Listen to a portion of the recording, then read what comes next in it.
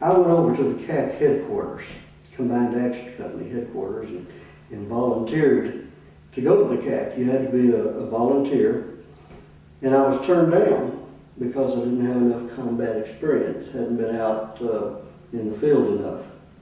So I went back and told RB that I'd been turned down, and I guess I'd just stay where I was. And we went on with the monotony of staying in our bunker day and night and day and night. And RB and I became real good friends. He was just an outstanding human being.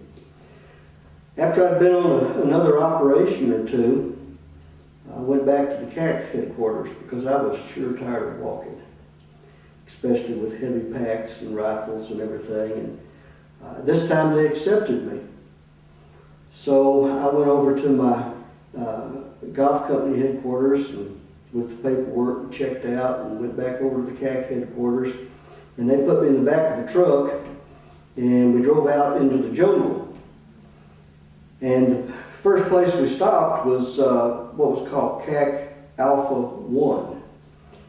And that was where I was going to be stationed. It just happened to be the same CAC that I had seen the tracers and heard the explosions from and everything a while before, that night that RB and I talked.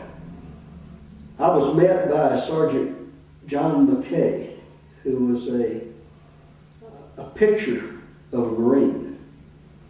Really a good Marine, a good man. He was from San Antonio, Texas, and he took me around and introduced me to everyone, and there were only, I believe, 10 of us, 10 Marines, 1 Navy corpsman in the compound. They had built a compound with bunkers and sleeping quarters. Our sleeping quarters were made out of straw, bamboo and straw, with a dirt floor. But it was better than a hole in the ground that I'd been sleeping in.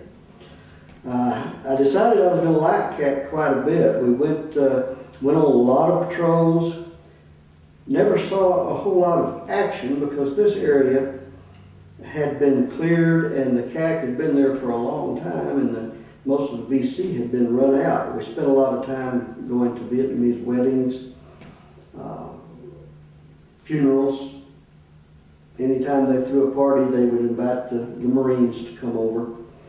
We really got to know the Vietnamese people, and that's when I started admiring the Vietnamese people, their work ethic. They're really good people. One day the supply truck came, and the supply truck would come every 3 or 4 days. They would bring us cans of water and food and ammo or whatever we might need. And I was talking to the driver, and he happened to mention that he had come from Golf 2-1.